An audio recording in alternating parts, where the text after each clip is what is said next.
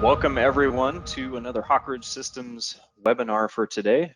Good morning, good afternoon, I guess wherever you're joining us from. Appreciate your time for joining us to learn a little bit more about taking a test drive of SOLIDWORKS.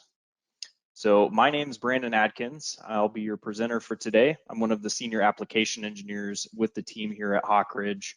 My background is in mechanical engineering. I've been using SOLIDWORKS for about the last 14 or so years. The last 11 years, actually, as of yesterday, has been in the SOLIDWORKS reseller channel. So I've been an application engineer for about 11 years now. As a mechanical engineer, it's really exciting for me in this position today to be able to look and see what all these different companies are doing with SOLIDWORKS around the globe. There's so many different use cases for this software and different ways that people use it to innovate. It's really exciting for me to get to see that every day and ultimately share my knowledge of what SOLIDWORKS can do with the community. So that's a little bit of what we're going to get into here today. So hopefully you'll be able to learn some new things, take away some tips and tricks if you need them. But ultimately, we want to help you guys figure out how to get started with SOLIDWORKS and what steps to take to actually get your hands on the software and figure out if it's the right fit for you before you move forward with the purchase. So we're going to look at that whole process from start to finish. It's all pretty straightforward, but I'll give you some things that you need to know, where to go to get started, who you're going to be working with, some of the resources that will be available to you, not only during that trial period, but for your long-term solution moving forward. What is your training and implementation plan going to look like? How do you get started with that at Hawkridge Systems?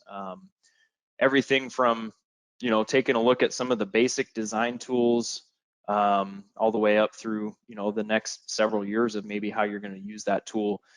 Ultimately, we as a value-added reseller for SOLIDWORKS are here to be a partner for you guys, right? So you're not just purchasing software. Ultimately, you're partnering with us to help you implement these solutions with best practices in mind, having a support system behind you so that you can make the best of the tools that you purchase and really focus on making your products that you design the best that they can possibly be.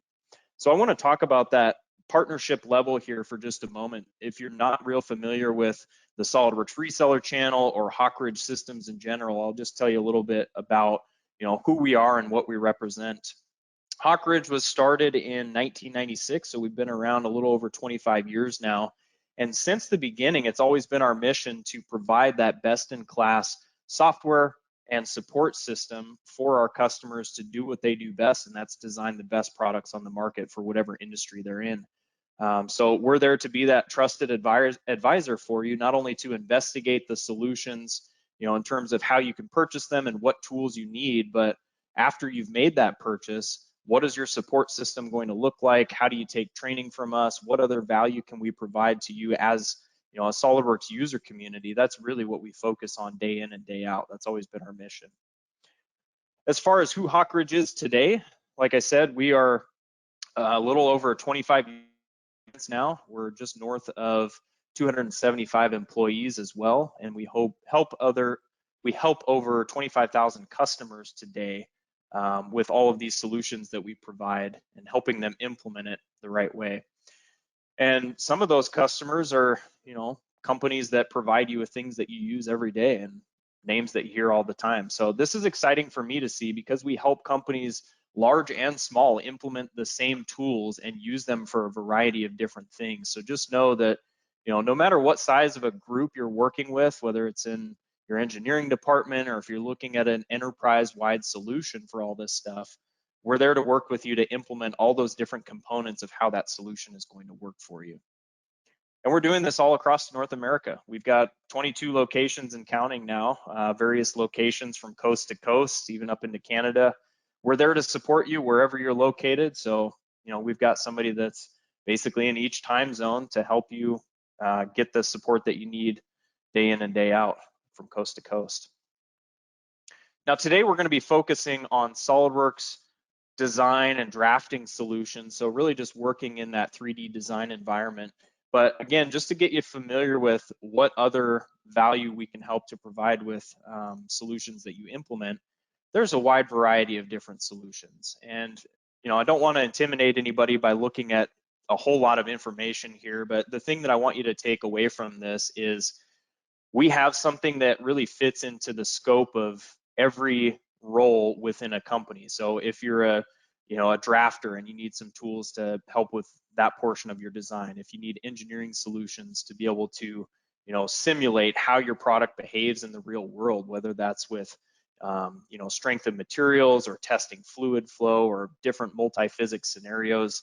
If you need a better way to manage your data in terms of managing files and revisions, procurement information, bills of materials, that kind of stuff, all the way up through manufacturing. If you need a way to prototype your design with 3D printing or bring it into production level manufacturing with a CAM solution, we have a multitude of different solutions that fit into all these different categories within your company. So really from the idea to the end product deliverable that your customers will be using, we've got something to help you move that along as efficiently as possible through the company. Not only that, but we're there to be your go-to people in terms of training, implementation, learning best practices. If you need support, mentorship programs, certified training, I'm going to talk a little bit more about that towards the end of the presentation, but that's really what we are here to do as we partner with you guys as a company to make sure that you have the knowledge that you need to support all of the information that you're using in these applications effectively within your company. All right, so that's a little bit about who we are and how we can help you guys as you move forward with pursuing a 3D design solution with SOLIDWORKS.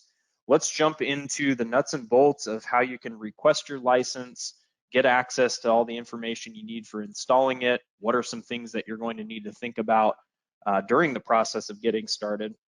And then once you actually have your hands on the product, what is it going to look like to take your first steps in designing, and where do you go from there? What does your support system look like? Accessing training and implementation programs. That'll be some of the, I guess, closing thoughts that I leave you guys with in terms of how you can work with us moving forward.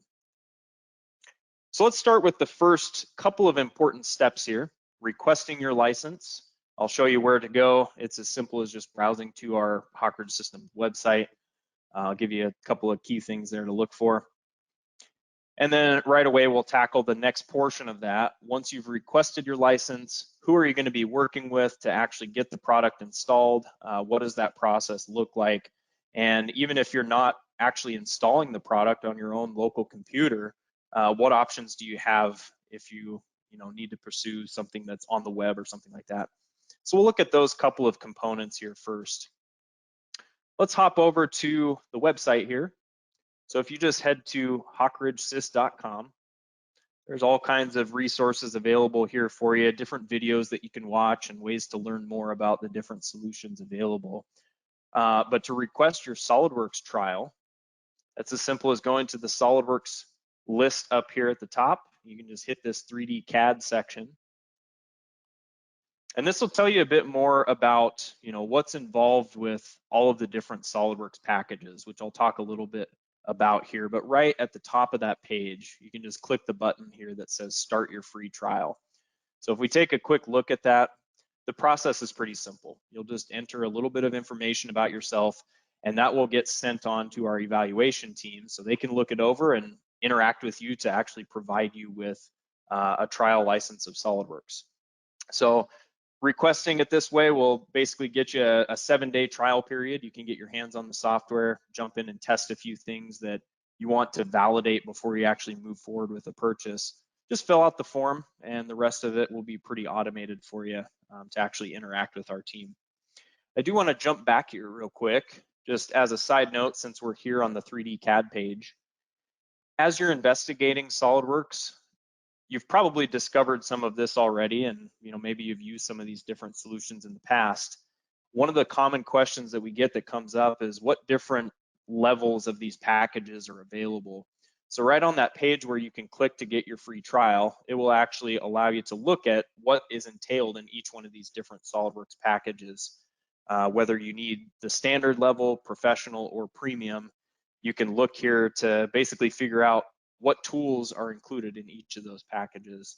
and even do a comparison of all the features. There's a little button for that right here. So if you need more information about which package will do what, this is the place to go and get some questions answered there. I'll talk more about that here in just a little bit if you need a refresher on any of that. All right.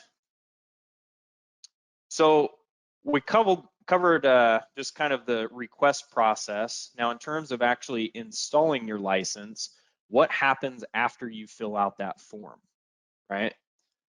It's all pretty automated, like I mentioned before. What's going to happen is you'll get an email from our evaluation team that looks something like this, right? So it's got a bunch of installation instructions. Probably the most important thing you'll want to pay attention for is your SOLIDWORKS serial number. It'll come in here with a serial number that you can use to actually install the product, and that will get you through all the steps in the installation manager. So you can follow the steps here. It's pretty straightforward. One of the things I want to point out here, though, is checking to make sure that you can install SOLIDWORKS and use it effectively. Those of you that have experience with professional applications like 3D CAD or anything that requires some horsepower for 3D rendering, you're going to want to make sure that you're using a system that meets those requirements so that you get the best experience when you're actually using the software. You can check to see if your system actually meets the requirements right from that link there in the email. Just click on SOLIDWORKS System Requirements, and it'll take you to the most up-to-date system requirements page here from solidworks.com. You can check your operating system if you want to look at recommended processor speed and available RAM, things of that nature. That's all listed here. The other thing that's really important to take a look at too is the certified cards, graphics cards page. So if you click this link here, it'll take you to that kind of secondary section that you may just want to take a look at before installing SOLIDWORKS, or if you're thinking about this long term, what PC do I actually need to run this software effectively? These are the pages that you should be checking to make sure that you're investing in the right hardware long term. So hop in here, do a search for the graphics card that you have in mind, make sure that it is supported by SOLIDWORKS. There's a few other things that you would want to take a look at there, but ultimately, this will give you what you need to know if you need to purchase a new system for SOLIDWORKS. All of that said, if you need a second opinion on the system that you're actually looking at to buy for your SOLIDWORKS workstation, we're always happy to give a second opinion here. If you wanted to work with one of our engineers or anyone in the technical services department, just feel free to contact us anytime. We're always happy to offer some advice there if you need to look at something new. That's kind of what we're here to help steer you in the right direction for. So just a couple of things of note there. Now, if you don't have a system that is supported, especially during your trial period, this is something that you can actually work with still. You don't necessarily have to run out and buy a workstation grade machine just for the trial. You do have an online option that's available. So kind of left this running here. I'll get this activated again.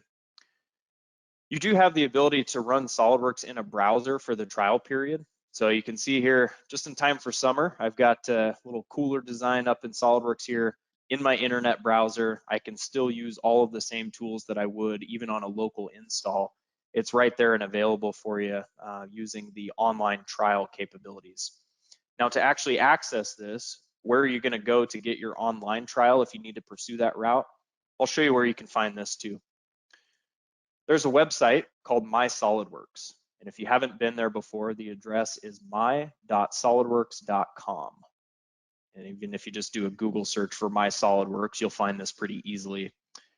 I like to think of this as the Google for SOLIDWORKS. It contains pretty much everything you would want to learn about the product, everything from knowledge-based articles to YouTube videos. There's training content on here if you ever need to learn more. Just stuff that you can use to take it at your own pace and learn more. But you'll see right at the top here, as soon as I'm logged in, I can just hit this Try SOLIDWORKS button, and it's actually going to take you to this online app stream where you can use SOLIDWORKS in the browser interface. All right, so if you need some options, if you don't have supported hardware during your trial period, that is another route that you can go with this. Just use the online product trial. The other thing that I want to mention too from that email that you're going to receive from our evaluation team, right at the top here, it mentions the start and end date of your evaluation period. And this is really important to think about before you actually begin a trial of SOLIDWORKS. Make sure that you've got some time that you can dedicate to this, because what happens when you fill out that request form and we submit it to SOLIDWORKS to provide you with a serial number, as soon as that license is created, the timer starts right then. So you'll get your serial number right away. We want to make sure that you're able to take advantage of that trial period effectively and test the things that you need to test as proof of concept before you invest in the solution. Make the best use of that time. So, make sure that if you have to wait a couple of days or something like that to actually install the product, I would recommend that you request the trial when you're available to actually install the product and put it through its paces, just so you're not losing any time during that eval period. So keep that stuff in mind. Like I said, everything is pretty much filled out there and ready to go for you in terms of getting started. The other thing that I would recommend taking a look at here too, down at the very bottom, this is actually where I'm going to start getting into next as steps to get started. You've got a couple of links here to things like the SOLIDWORKS tutorials down at the bottom of this email. There's a link to our YouTube channel or additional resources if you need to get in and take a look at some of those tips and tricks articles and that kind of stuff. Those are all available right at the bottom there. And I'll show you what those look like here in just a moment as far as what you can access. But that pretty much covers the initial portion of that process. How do you request it? Once you have a serial number in hand, how do you get ready to install? It's all right there in that email to help you get going. If you need additional assistance with it, the folks that you'll be working with in the sales department can provide you with the resources. If you need to reach out to tech support for install or anything like that, they'll certainly provide you with some more information there. Now that we've got the software in hand, how do we actually get started with designing? So a quick little preview here as far as what we're going to be working on here. I'll do a little demonstration to show you some tips and tricks and a few tools that are commonly used to help you stay productive when you begin designing.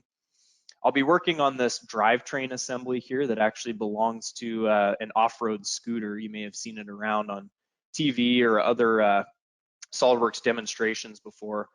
It's kind of a track scooter, looks like a combination of a tank and a scooter, but it's got some pretty neat stuff going on with it mechanically. We're going to look at the drivetrain here and just basically finish the job of designing some of these components. So I'll look at designing something from scratch, getting it put in with the rest of our assembly, testing to make sure that it's going to work conceptually, and then documenting it, right? How do I create a 2D drawing that's going to include all my dimensions for manufacturing and things that'll be important for that portion of the process. Before we actually hop in and start working on designing something new, what are some of the first steps that you're going to want to take? Like I mentioned before, especially if you're new to SOLIDWORKS and haven't touched the software before, taking a look at those tutorials is going to be extremely important to help you get your feet wet and kind of learn your way around. Moving forward from there, what tools will you have access to? That's another question that comes up pretty frequently. For this trial, am I going to be able to use some of the add-ins for SOLIDWORKS? What other functionality will be available than just creating some basic features?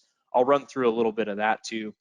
And then once we know some of that information, how do we start designing something of our own to move forward with this test period and kind of an apples to apples comparison of what we want to do? The first place I recommend getting started is with the tutorials. If you're very new to SOLIDWORKS, this will give you the base of what you need to know for starting with new part designs, getting those documented with drawings, putting them into assemblies. All of that stuff is listed in the basic tutorials. And you can get to this a couple of different ways. Like I mentioned, My SOLIDWORKS is one of those ways. You can hop on the website there and they've got tons of tutorials and other training content, stuff you can take advantage of there. The other way is just directly through the software interface. So if you go to the help menu in SOLIDWORKS and click on tutorials, that's actually going to get you to the right place to start trying some of this stuff out.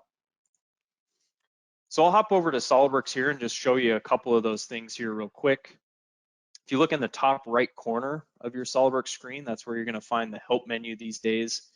If you happen to have used SOLIDWORKS maybe several years ago and you're used to an older version, something that changed a little bit here, the help menu was in the pull downs over here on the left-hand side.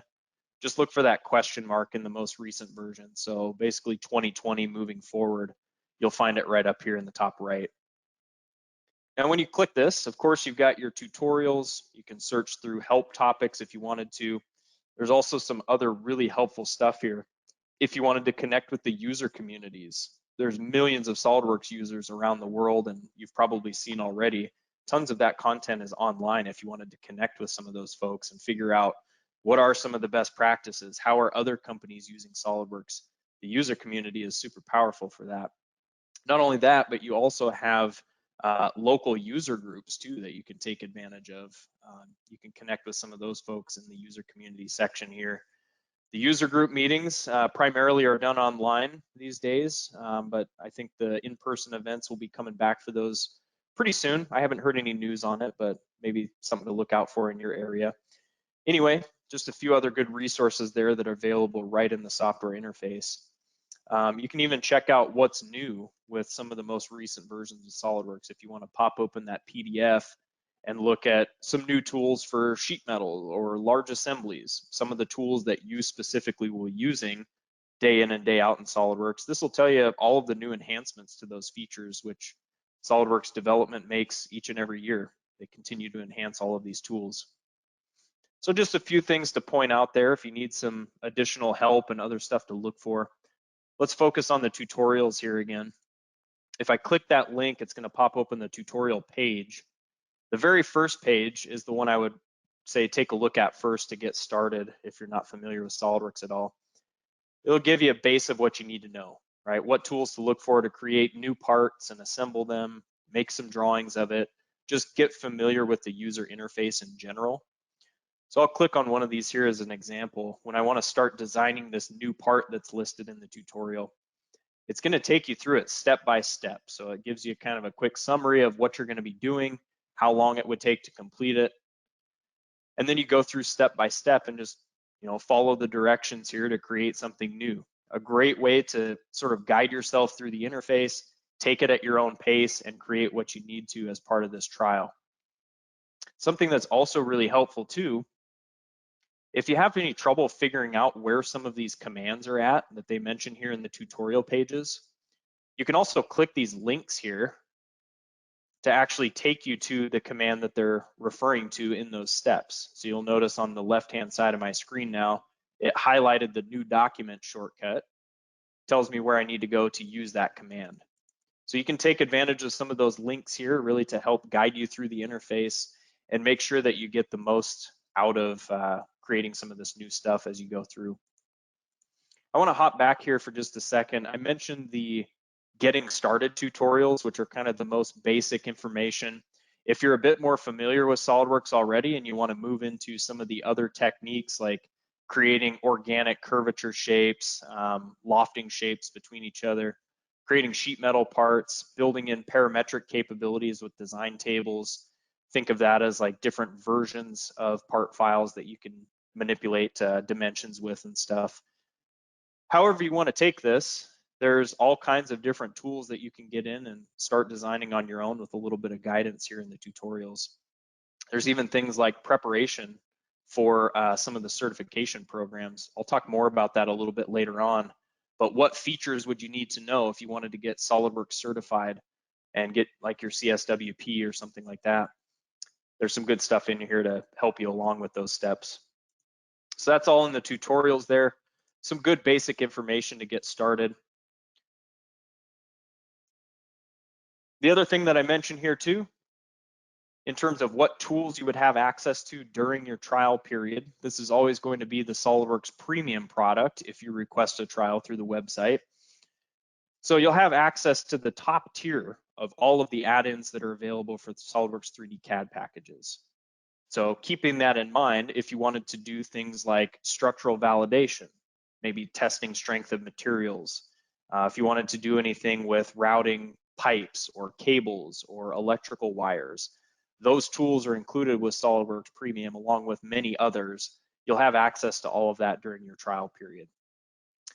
And as I mentioned before, if you need to do a comparison of what features are included in each package, feel free to hop back to the website. That's hawkridgesys.com. You can click on the 3D CAD products under the SOLIDWORKS menu, and it'll show you that feature comparison of each package. So you can do a little bit of research there and at least get an idea of what solution might fit you best, and we can guide you from there. All right, so let's start designing something here. We're gonna, like I said, hop into this drivetrain assembly and start finishing up a couple of things here. What I want to do with this is offer you guys some tips and tricks for how you can get started and be efficient as you're working on some of these designs when you start working on your own after the tutorials and whatever else you need to get some work done on. So I'm going to start here with my recent documents menu. Super handy little shortcut there. If you just hit the R key on your keyboard, it'll bring up all of the recent documents that you've worked on. So there's that drivetrain assembly. Oh, I clicked on the wrong one there, I think. Our drivetrain assembly is just needing a little bit of work here to kind of finish up the little hub section here behind that sprocket.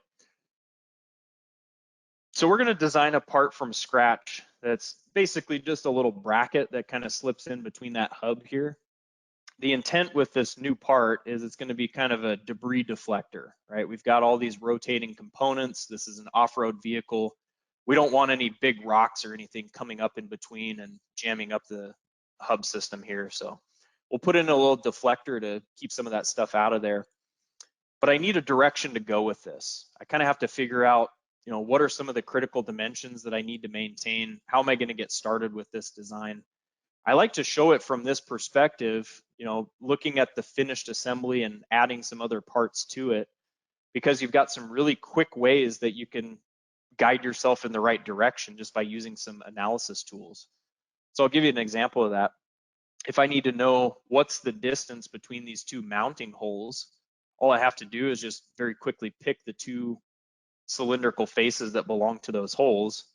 And right down here on the status bar for SOLIDWORKS, you can see that it comes up with a measurement between those two axes. So something that's a kind of a hidden gem of information there. You don't even have to access any other tools. It'll give you measurements right down here at the bottom of your screen. And this pretty much works for anything. If I were to click these two faces here, I can see there's a line that separates those two faces here. So maybe there's an angle in between them is kind of what it looks like. I'm just holding down the control key here to select multiple items. And sure enough, down at the bottom, it tells me that those faces are separated by an angle of 178 degrees. I'm going to need to think about that as part of my design process for this new part.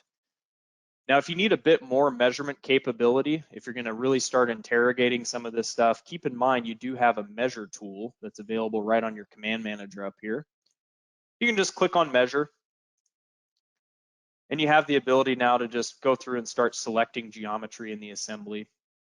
Pretty straightforward stuff. If I just need to know the distance between these upper and lower faces of that swing arm, right, I've got a distance here that I can use to help guide my decisions for when I create this little debris deflector bracket. So I know pretty much everything I need to know to get started. So let's go ahead and do that. The other thing I want to mention here too is we're looking at an assembly that's pretty well structured here too. So if I take a look at what's going on, I actually have this kind of hub section, or the swing arm, if you will, built up as its own subassembly. So if you wanted to incorporate that assembly structure into your design, again, that's really easy to do just by building up some of these new files that you create. So for example, if I wanted to open up just that subassembly and add this new part to it, that's really easy to do as well. I'm going to take advantage of a little shortcut here called breadcrumbs.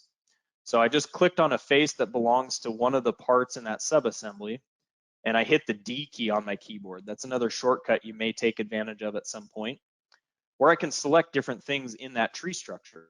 So if I wanted to pick my subassembly and open just that file, that's really easy to do just by clicking on it and using those breadcrumbs. All right, so now I've got kind of a little bit more focus on where I want to go with some of this design. So I'll shift this over here. You'll see why in just a little bit. We'll make some room for other things. But I'm going to go ahead and start with a new part design now. The other thing I like to mention here is you can build up what we call templates for creating new documents. You're probably familiar with a lot of that if you've used other CAD packages. This is really important for helping you as a company to maintain your standards. If you want people always working in the same unit system, making sure that precision of measurements is always set the same way for everybody, I recommend you build those into your templates so that each user doesn't have to worry about setting that up each and every time. And that's something we can guide you through if you need some advice on how to do that. We've got some blog articles and stuff that are really good to help. But starting with this new part design, I'm just going to pick a plane that I want to sketch some of my shapes on, and we'll basically build up the cross section for this little bracket. So I'll start a new sketch here, and I'll take advantage of some shortcuts to help guide me in the right direction. One of my favorites that I really enjoy using is mouse gestures. This allows me to stay focused on what I'm doing in the center of my screen. All I have to do is hold down the right mouse button and just move my mouse. Keep in mind, this is a customizable wheel of tools. So if you want to add other commands to this that you use frequently, feel free to do so. There's plenty of stuff that you can use here to make yourself more productive. But if I just want to sketch in a line real quick, I can grab the line tool, start relating it to some geometry on screen. So I'm just going to snap in a horizontal line there real quick. And if I wanted to convert that to construction, maybe I'm just going to use this for reference and build something else here. I can just check the little box here, and now I've got a quick little center line I can take advantage of. So that's easy enough. Why did we put in the center line? Well, the reason we did that is because I want to take advantage of symmetry. There's a really easy way that we can do that by using something called the dynamic mirror command. This is one of my favorites to show because you'll see just how fast we can lay out a sketch here with symmetry in mind. Now, even though I've been using SOLIDWORKS for a number of years, sometimes I forget where commands are at. And that's really not a problem. I've got a search field up here in the top right corner. You can set this to search for commands in the program. You can also tell it to go search on the My SOLIDWORKS website if you're looking for training or different advice, YouTube videos, that kind of stuff. Go search the web for anything that you need right from your SOLIDWORKS interface. I'm going to set it to search for commands here. And if I can at least remember the first few letters of the command I'm looking for, that's all I have to type in. So I'll type in DYN, and you can see dynamic mirror comes up right at the top of my list here. I want to show a couple of things here that are really pretty powerful to help keep you on track with learning these tools. One of the first ones is if you click the little eyeball here, it will actually take your cursor to the menu where that command is contained. And it'll point it out with a big red arrow that says, hey, this is where this is at for next time. Now I know exactly where it's located if I need to grab that for next time. The other thing that's really powerful too is if you search for a command and you wanted to customize your toolbars to include that command, all you have to do is click and drag, and you can drop it right on your command manager or wherever you want, and now it's available right at your fingertips. So however you want to do it, there's plenty of customization available just to help you stay productive and get what you need.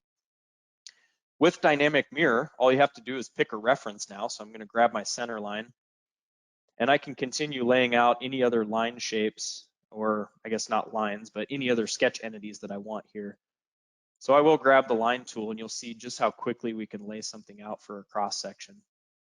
So I put in a quick angle there for my mating faces, and then we're just going to bring it all the way back to the end here, create this kind of T shape, if you will. And then all I have to do is put in my critical dimensions that will be used to control that shape. Super easy to do. Again, all I'm going to take advantage of here is my smart dimension tool right through the mouse gesture wheel. Makes it pretty easy to get started. And then I'll just hop through and create a couple of quick dimensions here. So we're just going to kind of rough in this shape right now. I don't really know the overall length just yet, and that's okay. I'll put in a dimension there that's maybe close to what I need. And the rest of this, I'll just put in what I know. So I know that angle between those faces is 178 degrees. We're going to do maybe like a 15 millimeter thickness on this guy. We'll go a little bit thinner on the flange here on the other side. And last but not least, we'll just go from top to bottom here and give it a measurement. So we'll say that's, let's say we had about 66 millimeters. We'll go a little bit less than that. Let's say maybe 55. We'll see how that looks once we get it in.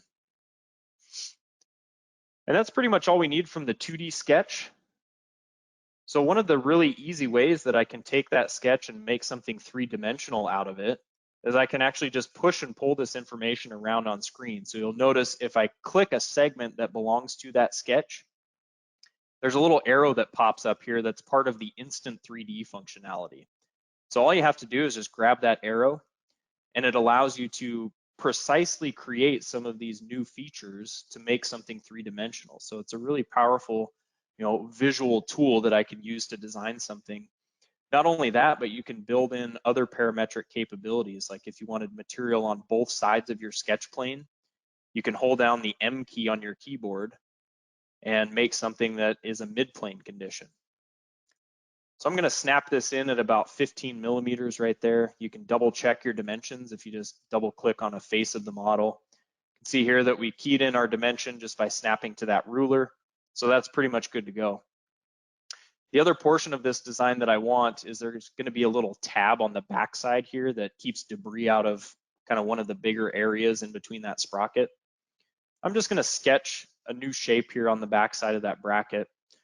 I'll show you another shortcut here too. If you hit the S key on your keyboard, that'll bring up the shortcut toolbar. Another handy tip to keep you productive. I'm going to click on this corner rectangle tool and just snap it in from the top left corner of that bracket all the way down to the bottom here. And the only thing I really need to know now is what's the overall length of that tab. So I can just click on the bottom line here.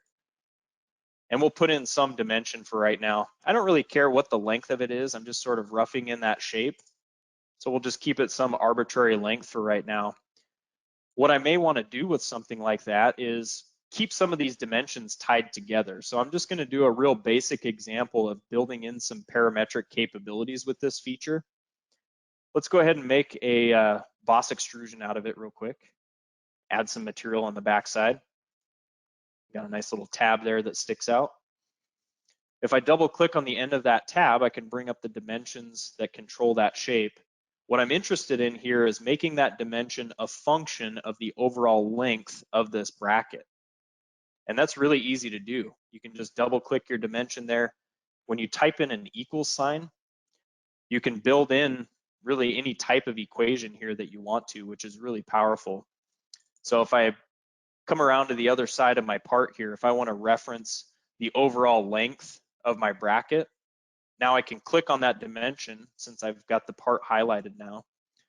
And I can say I want my dimension that belongs to that tab to be maybe some function of how long the part is. So let's say, I don't know, we'll add a division value there. We'll say it's maybe a factor of 2.5 of the overall length.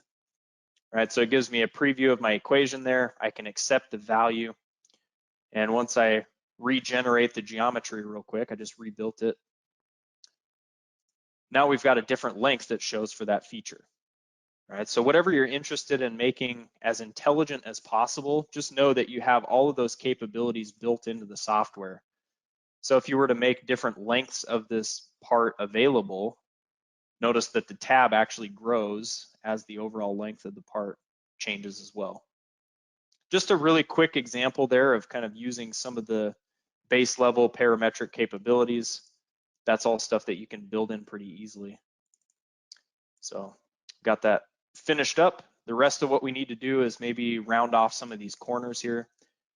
Another shortcut that I'm a big fan of is the context selection menus. So if I click on something in SOLIDWORKS, it'll understand the context of that selection and it knows what can be done with that selection.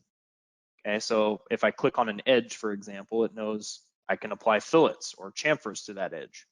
All I have to do is click that command and I can start entering the parameters that control it.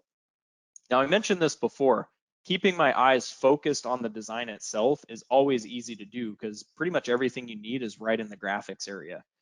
You do have a way that you can just fill out more precise controls here from your property manager, but if you just wanted to key in a dimension real quick, you don't ever have to leave the middle of your screen, which is really nice. Helps you stay focused on what you're designing. Can even use some of those shortcuts there if you wanted to pick up multiple edges at one time. It's really easy to use those other quick selection toolbars. You could even do things like pick through the geometry if you don't want to have to rotate and manipulate your view a bunch of times to get what you need. You can pretty quickly fly through and create some of these new features. Now, I'm not going to worry about rounding off everything at this point. We're just sort of conceptualizing for right now. But the last thing that I need here are the mounting holes. Now, I could go through and create a sketch, just put in some circles and define what the diameter of those are. But for these mounting holes, I should be basing that on standard information, right? So if you think about how you would want to create this with the best precision, we'd look up sizes in the machinery's handbook typically. But a better way to do that in the software is with the hole wizard utility. So this command will actually give you access to things like standard size holes, whether it's for screw clearances or counterbores or threaded holes. There's all kinds of stuff that's built in here where you don't ever have to leave the software to get standard information put in. So I'm just going to pick the appropriate size for the bolts that I want to put through those holes. We'll do an M6 in this case. And all I really have left to do is position those holes appropriately. So I'm just going to place them kind of arbitrarily for right now. And maybe we'll throw in a construction line here that'll help us maintain symmetry. What I can do now, since I placed in that construction line, is if I pick the line and the two center points of those holes, I can do a symmetric relationship, right? Really easily, it keeps those constrained in the same fashion across that center line. So now if I wanted to do a vertical relation between the center point back to the middle of my part, I can do that easily. And then all that's left is put in my driving dimension here. And we measured that from the assembly. That's going to be 38 millimeters. Easy enough, we're good to go. So now I've got pretty much everything I need to get this mated into the assembly. The other thing that I might be concerned about here at the part level, what material am I going to make this part out of? We've got a section over here in our feature manager where we can actually choose a material to assign to this part. The reason that might be important is maybe I'm going to do some analysis on this part to figure out how much it weighs, or is it strong enough to do the job that I designed it for? By applying these materials, I can get much more information out of this model besides just the 3D geometry. Keep in mind, there is a huge database of materials that's built into the software right out of the box, but if you wanted to add your own stuff to this, you do have custom materials, you can create your own. I'm just going to search for something here that maybe I use frequently, like if I'm going to use a 304 steel, for example, I can just pull that from the database, do a quick little search here, apply the material. It knows things like the density, all the material information that I would use for testing strength of material. That's all part of the database here.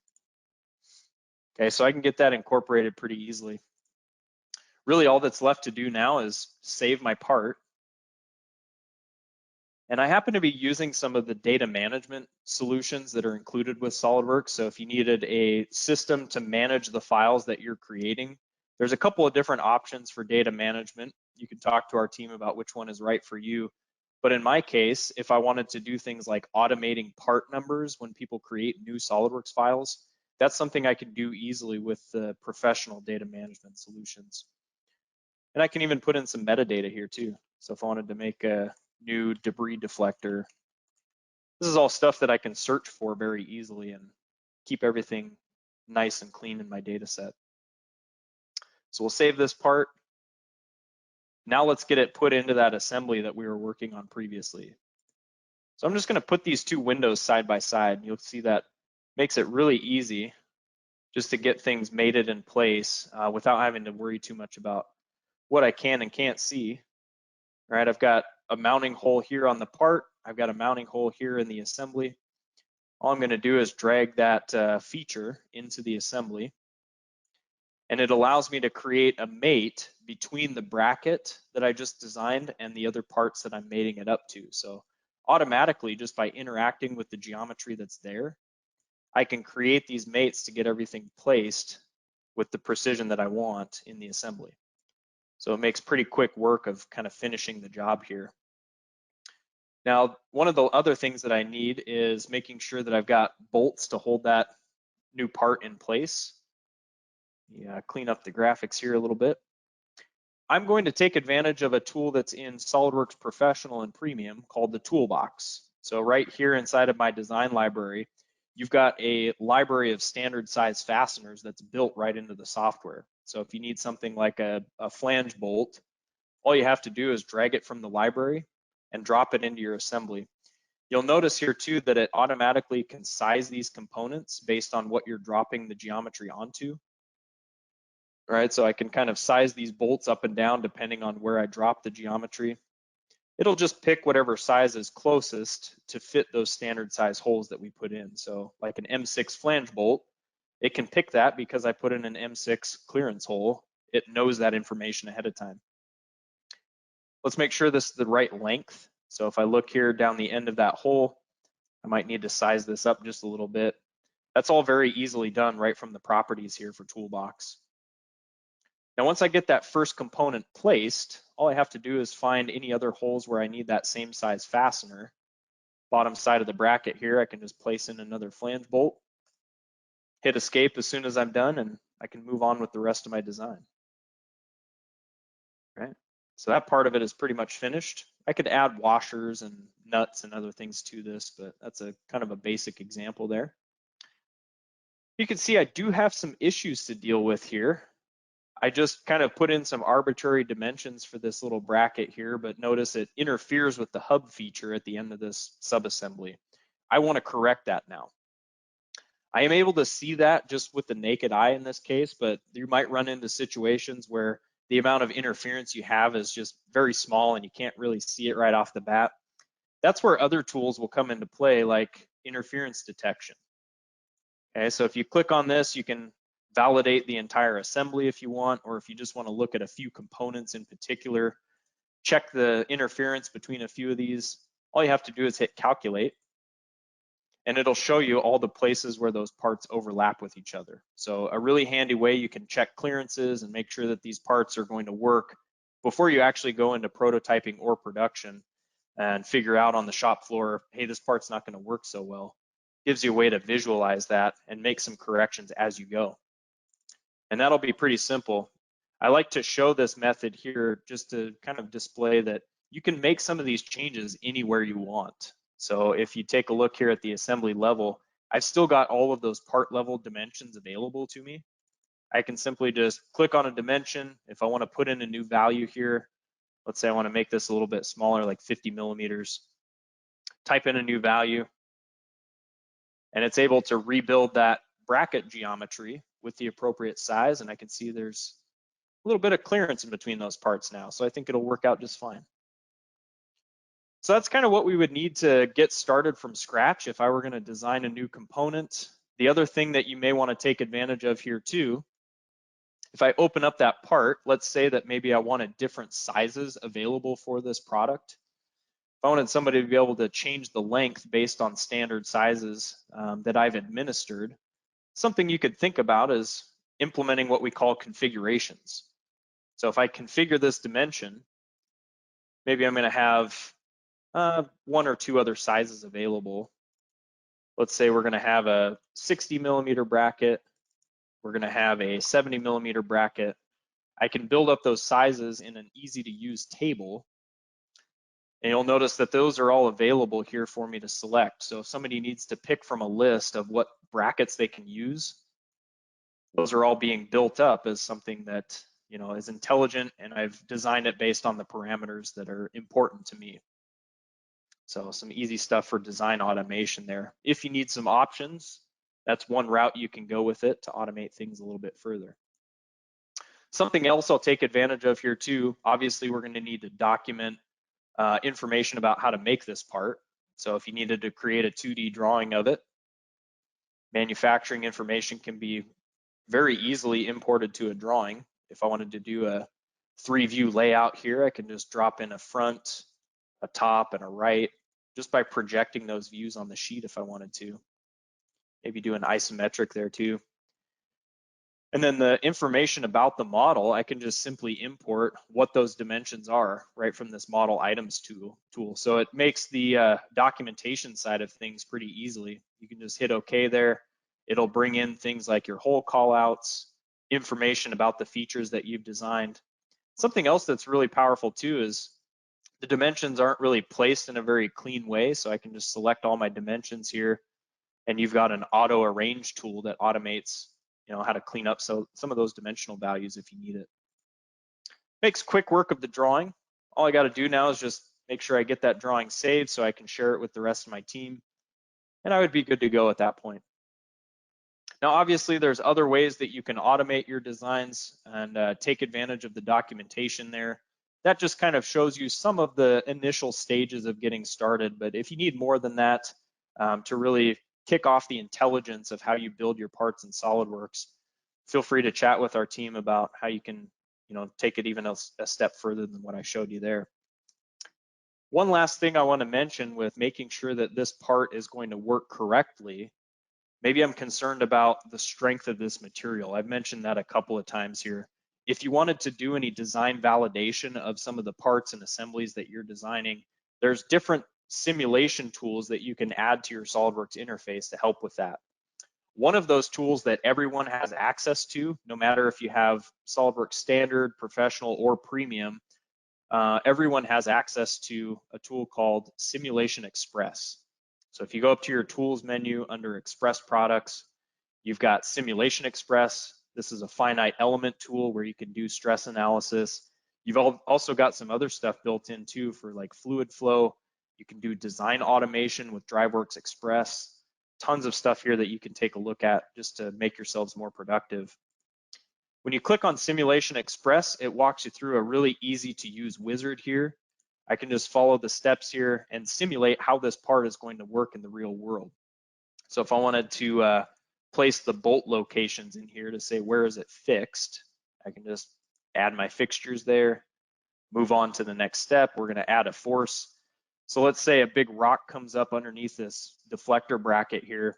I want to figure out, is this thing going to hold up to the force of that rock being caught in between those components, right? We can specify the force in different directions if we need to. How much force is being applied? Let's say it's roughly 220 pounds, something like that. I just type in those values and I can let the simulation do the heavy lifting here. It already knows what the material properties are for what I've selected. I can just let it run the calculation here, and it'll analyze the deflection of that component based on the material that I've selected. Okay, so here's how the part would deform. Obviously, this is exaggerated a little bit just so you can see it on screen a little bit easier. But if this looks like about what I expect, I can move forward with making some other decisions here. So if I wanted to look at where my stress concentrations are at, or maybe what my minimum factor of safety is, you can see all those values are selected here. So if I wanted to make sure that my geometry can uphold a factor of safety of 3 or 4, for example, let's put in a value of 4 here. The amount of force that we're putting on this bracket right now maybe is a little bit dangerous for the factor of safety that I want. So what am I going to do about that? Well, that could be a pretty easy correction to make. I can head back to the model. If I wanted to choose a different material at this point, maybe I come back here and choose something like a 1020 steel instead. I can apply it, come back here and rerun the study and figure out if this is going to be a better option for how to design this part. Right, so even just making a pretty simple material change, we can see that we're getting closer to that factor of safety minimum that we specified for our industry.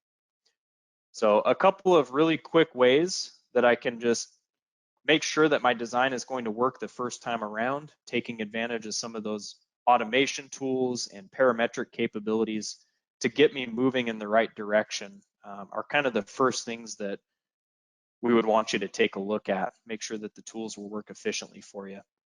So those are a few of the additional recommendations I would suggest that you try once you get your hands on SOLIDWORKS.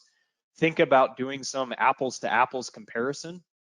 Maybe pick a project that you've done in your previous CAD system, figure out how you're going to design that in SOLIDWORKS, and how does it compare to the old methods? That's usually a good place to start in terms of justifying your investment, making sure that it is the right solution to move forward with. The other things too, think about what you can automate. I guarantee if there's something that you want to make better and more automated in your design, there is a method in SOLIDWORKS you can pursue to make that more automated. So talk with our team, investigate some of the solutions that are there out of the box, and we can make some of the right recommendations for you. But ultimately, that goes into the other realms of how you can use that 3D data too. What other things can I take advantage of now that I've designed some of these components? It's more than just design and drafting. We're going to be doing things like running simulations. We might be using that to generate G-code for our CNC machines. I can do all of that stuff inside of SOLIDWORKS, and I can even manage that data with integrated SOLIDWORKS solutions, like I mentioned before, with the PDM systems. I see there's some questions coming in the GoToWebinar there. I'll get to those here in just a moment. Make sure that you guys get questions answered as we move forward here. But I just want to kind of wrap things up. After you've requested your license, you've gotten some hands-on time, interact with our team to make sure that you're getting the most out of your solution as you test it and move forward. Once you've actually gotten to implement some of these tools and figure out how to move forward with your training and implementation plans, some things that I'll mention here real quick, additional resources that you have access to, our technical support team. Head to our website, you can go to the Hawk Ridge Help Center, you can do a telephone or web meeting, however you want to interact with our support team. We've got live folks there that can answer questions there all day, basically Monday through Friday, 5 to 5 Pacific time. Certified training, another really important thing to think about, learning from application engineers like myself, some of the best practices that we recommend implementing with the solution. We've got classes to help you with each of those different modules. And then of course the subscription that goes along with this, not only your technical support, but other additional resources that you can include there as part of your SOLIDWORKS subscription. You can get access to other tools, mentorship programs, even online training that's available with one of our new strategic partnerships in Solid Professor. So if you're not familiar with what this tool is, it's an online resource with tons of training capabilities available right at your fingertips.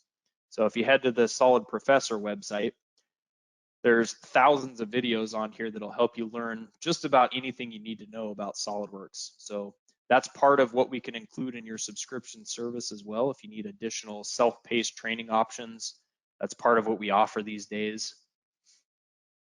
So just a few things that I wanted to bring to your attention if you hadn't really thought about what you would need in terms of a solution moving forward. We talked about the software, how to request it, how to interact with our team, and some of the other things that you would get moving forward as you invest in the solution. So make sure to reach out to us if you do have additional questions on how to get started or what solution is right for you. We're there to be a resource to guide you in the right direction.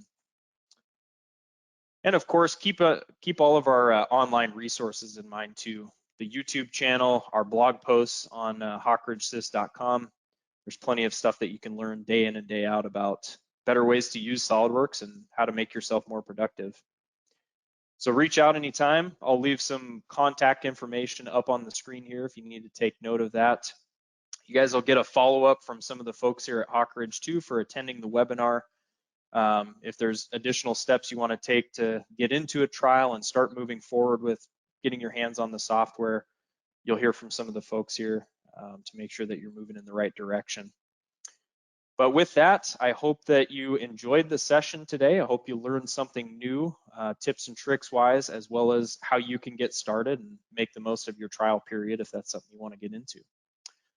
Appreciate your time and thank you for joining us for another Hawk Ridge Systems webinar.